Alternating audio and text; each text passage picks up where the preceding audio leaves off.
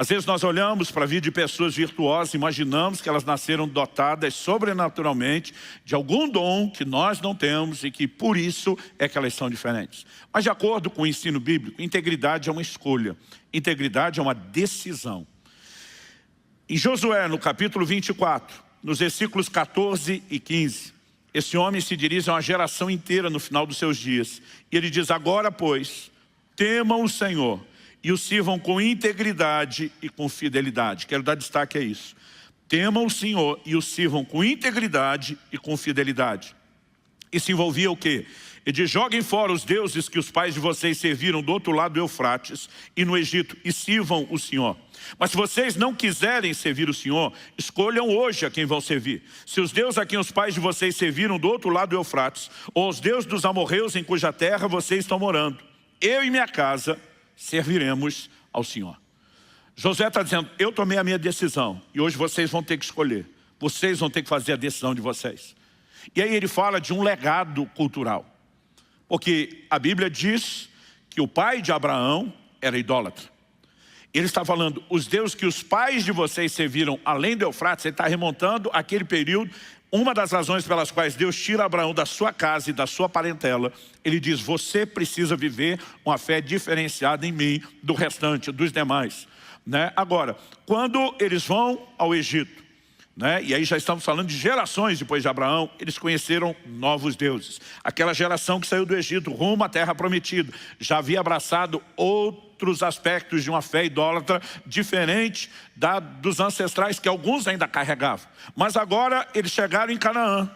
E na terra dos cananeus, ou dos amorreus, como é chamado, começaram a abraçar a prática atual da cultura idólatra. Então nós temos pelo menos 3 aspectos distintos, de cultos, de deuses, que estavam influenciando esse povo. Mas alguns permitiram que houvesse uma espécie de sincretismo entre as expressões de fé. Josué se posiciona e diz, sirvam ao Senhor com integridade. Lembrando que a palavra integridade é inteireza. Seu Senhor é só o Senhor e o coração é totalmente dele e de mais ninguém. Assim como Elias se posiciona na sua geração, e ele diz, escolham hoje quem vocês vão servir. Se é o Senhor ou se é Baal. Não é um e outro, é um ou outro. Quando falamos de integridade, e normalmente essa integridade, que é a opção por se voltar a Deus com o coração inteiro, ela sempre é apresentada dessa forma, como uma escolha. Quando Davi aconselha Salomão, seu filho, que está assumindo o trono, ele diz em 1 Crônicas 28, verso 9, quanto a você, meu filho Salomão, conheça o Deus de seu pai e sirva-o de coração íntegro e espírito voluntário. Porque o Senhor esquadrinha todos os corações e penetra todos os desígnios do pensamento. Se você o buscar, ele se deixará achar por você. Mas se você o abandonar, ele o rejeitará para sempre. Ele diz, meu filho, sirva ao Senhor de coração voluntário. Ele diz, você tem 2 opções. Ou você busca a Deus e ele se deixa achar, ou você o rejeita e ele vai te rejeitar. A decisão é sua, mas saiba que a sua escolha determina quais serão as consequências. Quando eu estou lendo as Escrituras, eu gosto muito de pensar em muitas dessas histórias, não apenas como a construção do pano de fundo, da preparação de todo um cenário da revelação bíblica, mas na perspectiva do que a Bíblia diz lá em 1 Coríntios 10, 11, que por sinal é um texto que eu cito sempre. Quando a Bíblia fala daquela geração que saiu do Egito rumo à terra prometida e vai falando de como eles falharam, tropeçaram, o tempo todo ela usa isso como um exemplo a não ser seguido. É o que a gente classifica de exemplo negativo. A Bíblia diz essas coisas foram escritas para nosso exemplo, para nossa advertência de quem são chegados os fins dos tempos. Por outro lado, a Bíblia fala sobre atentarmos para a fé dos nossos guias. Imitar a fé que eles tiveram. Quando há exemplos positivos, Deus está dizendo, imite. Quando há negativa, ele diz, considere a advertência e fuja de repetir o que eles fizeram. E ao longo das Escrituras, nós encontramos exemplos de integridade. Eu queria destacar alguns que são exemplos a serem seguidos. Um deles, José, o filho do patriarca Jacó, vendido pelos seus irmãos para o Egito como escravo. O que particularmente eu não creio que tenha sido uma experiência, na perspectiva emocional, suave e tranquila. Às vezes a gente lê a Bíblia sem pensar um pouquinho além dos detalhes que estão sendo informados naquele texto. Já faz muito tempo que eu aprendi a ler a Bíblia, não criando ou especulando possibilidades fora do que a Bíblia diz, mas daquilo que seriam as reações normais das pessoas. Como, por exemplo, o que nós fizemos agora há pouco, pensando qual foi a reação de José até que ele tivesse a explicação. Existem algumas coisas que são lógicas, eu diria até óbvias. E me assustava o fato de que José, vendido pelos seus irmãos como um escravo, que estava não só sendo desterrado da sua casa, da sua pátria, mas perdendo a sua liberdade, indo para um país de cultura, de língua estranha, sua vida virada da noite para o dia. Às vezes eu imaginava um José praticamente sem emoção. Eu disse, a Bíblia não menciona esse menino chorar, gritar, espernear. E eu imaginava em José quase um camarada meio sem alma, sem emoção.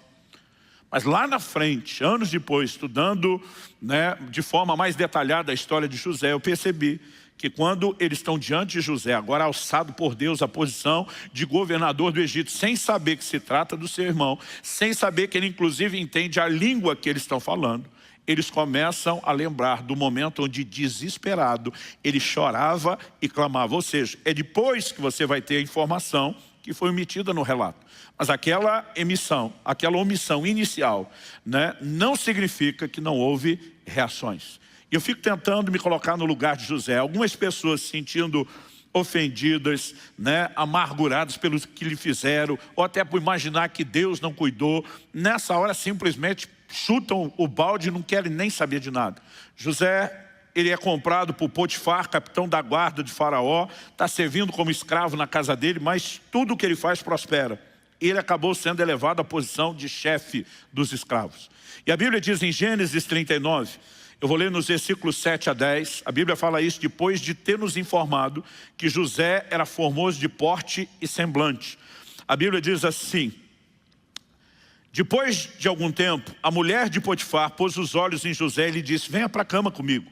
Ele, porém, recusou e disse à mulher do seu dono, eu gosto dessa frase, do seu dono, do seu senhor, escute, o meu senhor não se preocupa com nada do que existe nessa casa, porque eu estou aqui.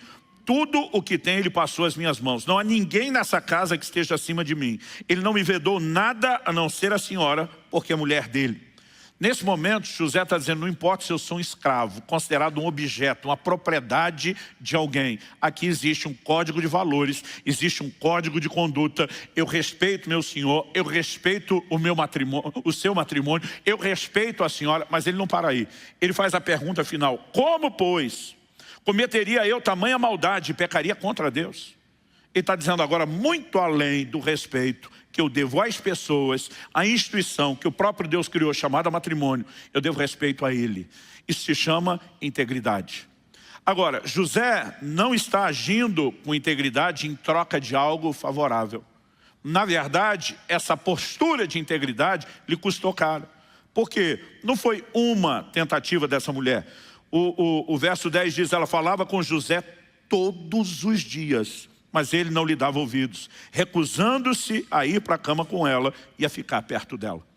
Então, ela acaba ofendida pela rejeição de José, inventando um suposto assédio e ataque de José a ela, e José vai para a prisão, justamente pela sua integridade, não pela falta dela. Mas pessoas que escolhem integridade, normalmente não o fazem em troca de nenhuma recompensa imediata, de nada que lhe pareça conveniente ou favorável, mas porque entendem que isso, antes de mais nada, é prazeroso aos olhos de Deus. Quem está entendendo, diga amém. A Bíblia diz em Daniel, capítulo 1, verso 8, sobre a conduta e o caráter de Daniel. Tão logo chega na Babilônia, apesar de ter sido exilado da sua nação, ele é levado para estar entre aqueles que teriam acesso ao rei, ao governo de um império mundial. Apesar do fato de estar fora da sua cidade, foi vencida militarmente, subjugada, ele estava numa das posições mais favoráveis que qualquer pessoa da sua geração poderia ter experimentado. Mas a Bíblia diz assim, Daniel 1:8, Daniel resolveu não se contaminar com as finas iguarias do rei, nem com o vinho que ele bebia. Por isso pediu ao chefe dos eunucos que lhe permitisse não se contaminar. Quando a maioria estava passando fome, morrendo, ele estava diante de tudo que tinha de melhor, mas a Bíblia diz que ele resolveu. Outra tradução diz, ele decidiu não se contaminar. Ele diz, não tem nada que será atrativo o suficiente para eu me vender em relação aos valores, para que eu abra a mão. E você precisa lembrar que a lei de Moisés estabelecia, inclusive, o que era permitido comer, o que não era permitido comer. Naquela hora o chefe dos eunucos diz: ei, sua decisão pode custar a sua cabeça e a minha.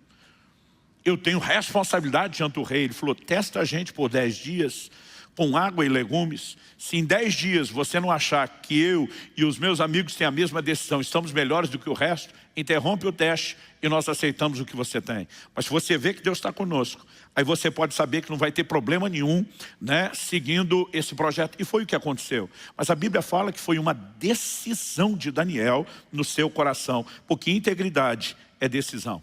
Quem está entendendo, diga amém. Falamos já sobre a integridade de Jó, a quem Deus louvou.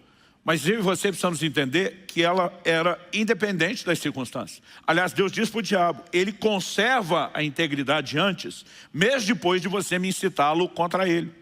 Em Jó, no capítulo 2, nos versículos 9 e 10, a Bíblia diz assim, no auge da crise, das perdas, da dor. Então a mulher dele disse: você ainda conserva a sua integridade? Amaldiçoe a Deus e morra.